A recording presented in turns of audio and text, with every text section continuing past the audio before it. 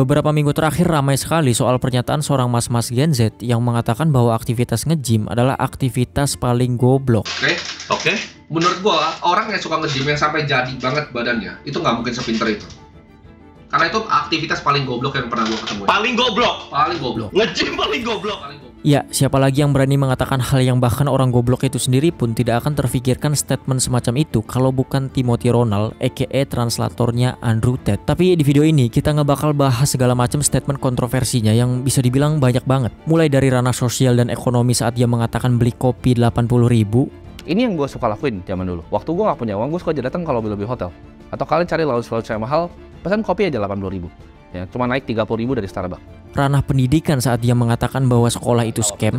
Jadi ada anak itu tuh bener-bener replicate lu semua. Dia DO dari sekolah nih. Sekolah ya, bukan kuliah ya. Dia bilang nilai dia nggak sampai segala macam ya. Sengaja nilai gue jelek biar gue DO bla bla bla. Ranah industri game saat dia mengatakan bahwa GTA 6 adalah wish fulfillment bagi orang miskin. Lu pecundang-pecundang itu yang main game. Waktu lu diambil untuk main game, kenapa nggak hidup lu level up, jangan lu level up di game, lu level up di kehidupan nyata. Sampai yang terbaru ranah olahraga saat dia mengatakan orang yang nge-gym adalah orang yang goblok. Atau lebih tepatnya aktivitas nge-gym itu sendiri adalah aktivitas yang menurutnya goblok karena tidak memerlukan kognitif saat melakukannya. Nah, di video ini kita nggak bakal bahas itu semua secara spesifik. Karena lebih dalam dari itu, kita akan membahas bagaimana cara bermain seorang Timothy Ronald di dunia digital. Karena kalau lu nggak, nama dia mulai naik secara eksponensial saat dia secara tidak sengaja membuat kontroversi pertamanya soal kopi 80.000. Yang ini kemungkinan ada hubungannya dengan dia yang sekarang yang makin sering ngegoblok-goblokin orang dan malah terkesan memang hanya ingin membuat kontroversi dan mengulang secara terus-menerus formula viral kopi 80.000-nya yang dulu.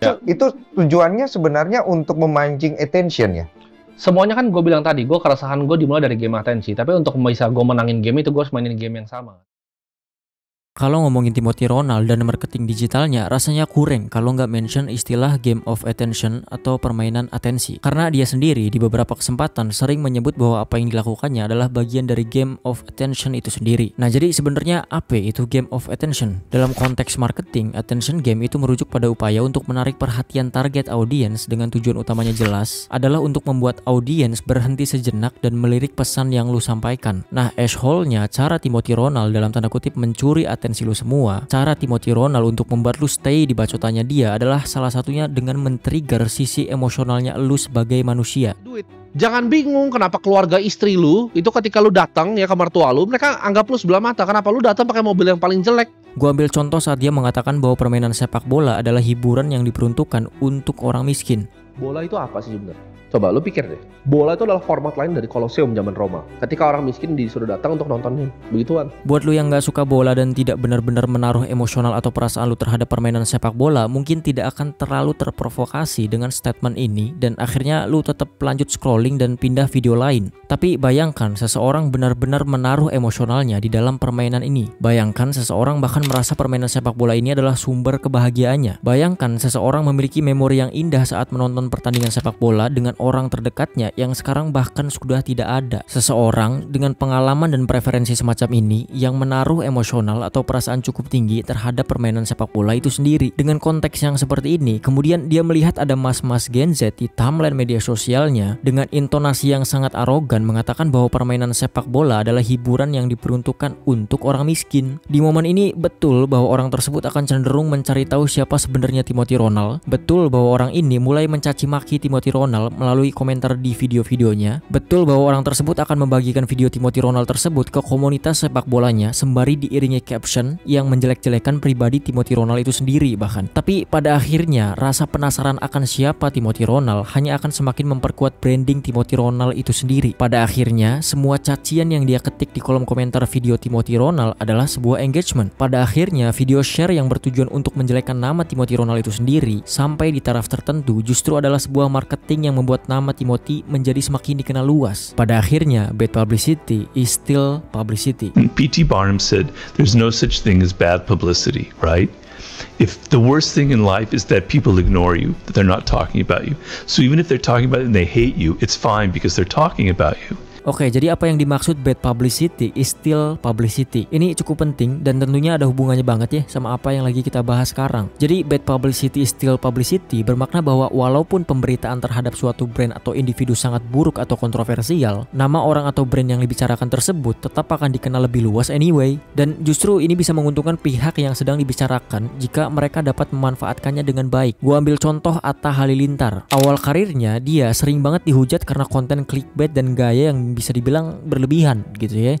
Banyak yang gak suka of course, tapi dari situ namanya makin besar sampai akhirnya jadi salah satu YouTuber terbesar di Asia Tenggara. Atau contoh yang non-lokalnya, Kanye West yang sering mengatakan statement yang nyeleneh atau bikin onar di acara publik. Salah satunya kejadian saat Taylor Swift menerima penghargaan. Kanye nyelonong gitu aja naik panggung dan mengatakan bahwa Beyonce memiliki salah satu video terbaik sepanjang masa. Atau secara tidak langsung dia ingin mengatakan bahwa Beyonce lebih baik dari Taylor Swift. Dia mengatakan ini tepat di momen Taylor Swift dapat penghargaan maksud gua. Music, so thank you so much for giving me a chance to win a VMA award. Yo, Taylor, I'm really happy for you. I'm gonna let you finish. But Beyonce had one of the best videos of all time. Lagi, banyak yang marah tentu, tapi dari situ namanya selalu ada di media-media berita. Orang yang bahkan gak dengerin lagu dia pun tahu dia siapa gara-gara kontroversi yang dia buat dan album dia tetap laris maksud gua. Jadi maksud gua berapa banyak public figure yang namanya naik karena kontroversi di awal dan saat semua kamera sudah menyorot ke arah mereka berhasil menghandle hal tersebut dengan segala gimmicknya mereka tentunya sehingga mereka memiliki nama di dunia industri hiburan sekarang. Ini persis dengan apa yang Timothy Ronald lakukan. Dan dia tahu bahwa cara paling efektif untuk mencuri atensi orang lain adalah dengan mempermainkan emosi mereka itu sendiri. Audiens dibuat marah. Terhadap apa yang gue ngomong ini? Lo masih skeptis dengan otak lo yang kecil yang kayak ikan itu. Dibuat termotivasi. Kalian perlu bisa melewati kesakitan untuk menjadi hebat. Akan sangat menyakitkan ya, jalan untuk menjadi kaya. Dibuat kesal. Tapi saya susah, saya butuh bantuan, saya butuh subsidi. Dan dia tahu kalau bad publicity itu bisa dimanfaatkan. Dan dalam hal ini dia jelas terus-menerus mengulang formula yang sama. Dari mulai buat statement yang tanda kutip menggelitik emosional banyak orang ke-trigger, orang share kontennya, sampai akhirnya goalnya adalah dia memanfaatkan exposure yang udah dia dapatkan untuk meningkatkan kepercayaan audiens tentang seberapa capable-nya dia soal financial atau spesifiknya mata uang digital cryptocurrency. Dan lalu setelahnya dia membuka kelas berbayar. Nah, kalau tadi kita udah ngomongin bagaimana dia dalam tanda kutip memasarkan dirinya, sekarang kita akan ngomongin bagaimana Timothy Ronald mengonversi semua atensi tersebut menjadi keuntungan nyata melalui kelas berbayarnya tentunya. Dari Aceh itu berapa persentasenya dari wealth yang lu punya itu berapa? Mungkin sekitar 20, 22, 25%. Oh, lumayan ya. Beberapa strategi yang digunakan dalam kelas berbayar Timothy Ronald sebenarnya cukup umum dengan apa yang sudah dilakukan oleh banyak influencer lainnya dan digital marketer lainnya gitu ya. Salah satunya dengan dia menciptakan harga kelas yang memang sengaja dibuat mahal, seperti 17 juta agar terlihat dan terkesan premium atau eksklusif. Ini menimbulkan kesan yang cukup powerful sebenarnya kepada calon pembeli, menciptakan kesan akan kualitas, eksklusivitas, dan nilai tinggi akan materi kelas tersebut. Tapi kenapa harganya sampai 17 juta? Gua waktu itu konsep adalah owning the price, karena brand yang paling kuat adalah brand yang owning the price gitu. Jadi gue pengen own the price. Jadi ada beberapa brand di dunia ini yang lu bahkan tahu harganya. Contohnya seperti iPhone, lu tahu harganya iPhone. Oh iya. Selain itu ada juga elemen social proof dan authority yang dimainkan. Timothy sering banget memamerkan testimonial dari murid kelasnya untuk memperkuat kredibilitas kelasnya. Walaupun validitas klaim tersebut kadang sulit diverifikasi kebenarannya. Apakah itu beneran murid kelasnya atau tidak kan kita nggak tahu maksud gua. Sekarang gue udah berhasil ngubah porto gue dari yang kecil sampai sekitar 5 miliar ke atas. Dari berapa? Dari 49 juta.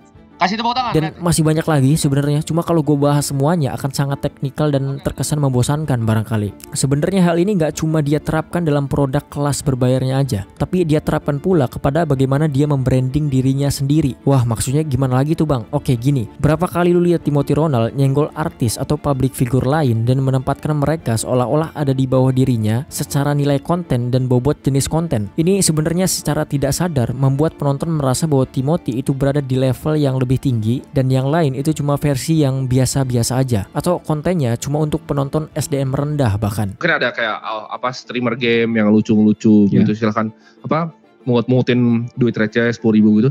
tapi berisik banget gitu, atau mungkin Dan ya lagi, hal ini berhasil meningkatkan kredibilitasnya. Dan tentu semua pesan tersirat itu dia lakukan dengan sangat halus sekali dan tidak diucapkan secara frontal. Sampai seringkali penonton itu tidak sadar bahwa opininya sedang digiring. Jadi itu dia sedikit analisis Timothy Ronald, setidaknya dari perspektif industrial gitu ya.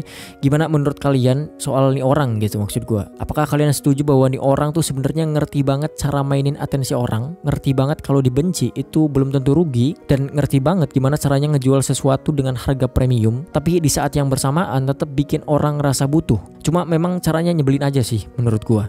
Tapi silahkan tulis pendapat kalian di kolom komentar, gue pasti bakal baca satu-satu.